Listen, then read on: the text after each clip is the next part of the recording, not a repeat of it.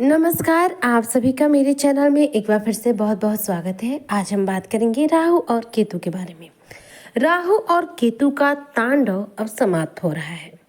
मकर राशि के जो जातक हैं, इनके जीवन में यह एक महापरिवर्तन का समय है जो आपके जीवन में बहुत बड़ा बदलाव लाएगा। देखिए, मकर राशि के लिए केतु देव और सूर्य महाराज दोनों की युति का निर्माण हो रहा है। यह युति आपके भाग्य स्थान पर बन रही है। मकर राशि के जो जातक हैं, सूर्य तो वैसे आपके अष्टम भाव के कारक हैं। अष्टम भाव के मालिक आपके भाग्य में आकर यह बड़ा बदलाव किस प्रकार से कर रहे हैं, आज इसी पर हम चर्चा करेंगे।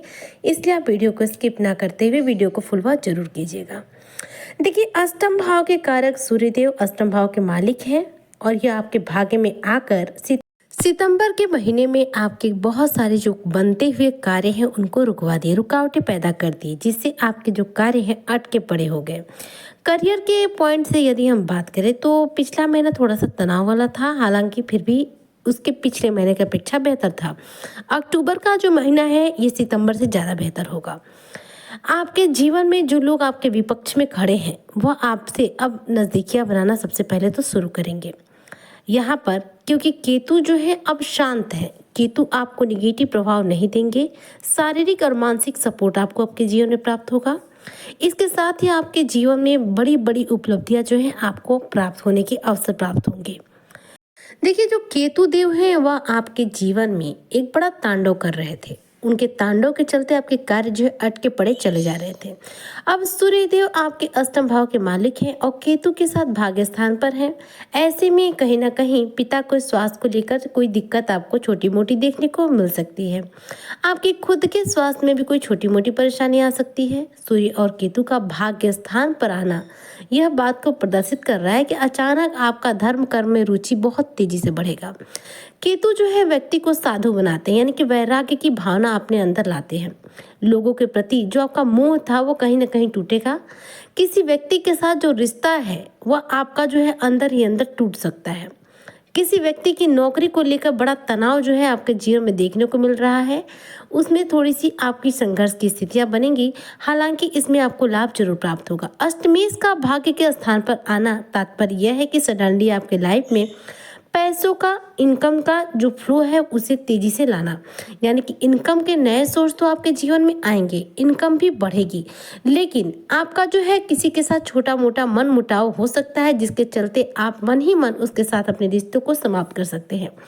जैसा कि हम बात कर रहे हैं यहाँ पर केतु के बारे में, तो केतु क्या है? देखिए, राहु और केतु एक ही है और राहु और केतु जिस शरीर का ये अलग अलग भाग है, यह एक राक्षस योनि है।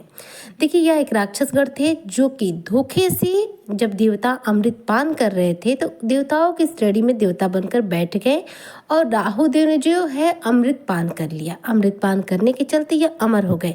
हालांकि जब भगवान विष्णु ने एकदम से इन्हें पहचान लिया कि यह तो एक राक्षस है जो देवताओं की श्रेणी में बैठ करके अमृत पान कर रहा है, तो उन्होंने अपने सुदर्शन चक्र से राहु का जो गला है धड़ से अलग कर दिया।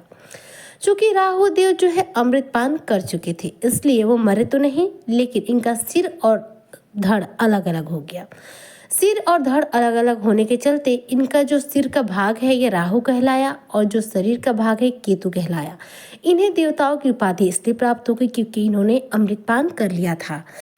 राहु देव सिर वाले भाग को कहते हैं जिनके पास न हृदय है न शरीर है, जिनके पास सिर्फ और सिर्फ मस्तिष्क है। और यही वजह है कि राहु देव का पूरा कंट्रोल किसी भी व्यक्ति के मस्तिष्क पर होता है, मतलब वह किसी के भी दिमाग के साथ खेलते हैं। वह मायावी हैं। मायावी की उपाधि राहु देव को प्राप्त है या केतु को नहीं प्राप्त है। केतु देव क्या है? वह साधु भाव है। केतु देव जहाँ भी बैठते हैं उन्हें किसी भी प्रकार का कोई नुकसान जल्दी नहीं पहुँचाते हैं। हालांकि यह राहु के सामने होने के चलते राहु के अधीन हो जाते हैं और जिस ग्रह के सामने होते हैं उस ग्रह के अकॉर्डिंग कार्य करते हैं, यानी कि राहु के सामने हो ऐसे में केतु जो है नेगेटिव प्रभाव देने लग जाते हैं। अब यहाँ पर राहु केतु का जो तांडव है आपके जीवन से ये समाप्त हो रहा है, यानी कि आपके जीवन से परेशानियों का एक समापन कह सकते हैं। देखिए, सब कुछ भाग्य पर सूर्य और केतु का ग्रहण योग होने के चलते आपके जीवन में यह सब चीजें हो रही थी, तो अक्टूबर के महीने में जो चीजें हैं एकदम से समाप्त होंगी। केतु का जो तांडव है वह आपके लिए एकदम से समाप्त हो गया है। इसका कारण है आपका बहुत धैर्य से रहना। किसी भी व्यक्ति में यदि धैर्य हो तो वह अपने जीवन में बहुत कुछ प्राप्त कर सकता है। मकर राशि के जो जातक है अपने जीवन में उलझते उलझते भले रहे, लेकिन इन्होंने अपने जीवन में बहुत धैर्य रखा है। शायद यही वजह है कि इनके जीवन में फाइनली वह परिवर्तन आ ही गया कि केतु का तांडव भी अब समाप्त हो गया है। सूर्य केतु की युति जो है आपके जीवन में जो है कष्ट उसको भी समाप्त कर रही है और आपके जीवन में एक बड़ा बदलाव भी ला रही है। देखिए 20 तारीख तक अक्टूबर के महीने में आपको किसी प्रकार का कोई हेल्थ इशू देखने को नहीं मिलेगा, लेकिन इसके बाद आपको कोई हेल्थ इशू देखने को मिल सकता है। गुस्से पर कंट्रोल रखिएगा, वरना गुस्सा यदि आपका हावी हुआ तो आपके कार्यों में रुकावट जो है पैदा हो सकती है। इसके साथ ही केतु का चूंकि तांडव समाप्त है, इसलिए केतु आपको कोई नेगेटिव प्रभाव अब नहीं देने वाले हैं। यहाँ पर राहु जो है क्योंकि तृतीय भाव में है और तृतीय भाव में राहु का होना बेहद शुभ माना जाता है। अब इसका किस प्रकार से आप लाभ उठाएं, तो देखिए राहु को प्रसन्न करके आप राहु से लाभ जो है प्राप्त कर सकते हैं। राहु क्या है, अचानक से देते हैं, जो देंगे अकस्मात रूप से देंगे, आप सोच भी नहीं सकेंगे और वह एकदम से परिवर्तन कर देंगे। इसलिए राहु को प्रसन्न रखना बहुत ही ज़्यादा डिफिकल्ट नहीं है, ये बहुत आसान है।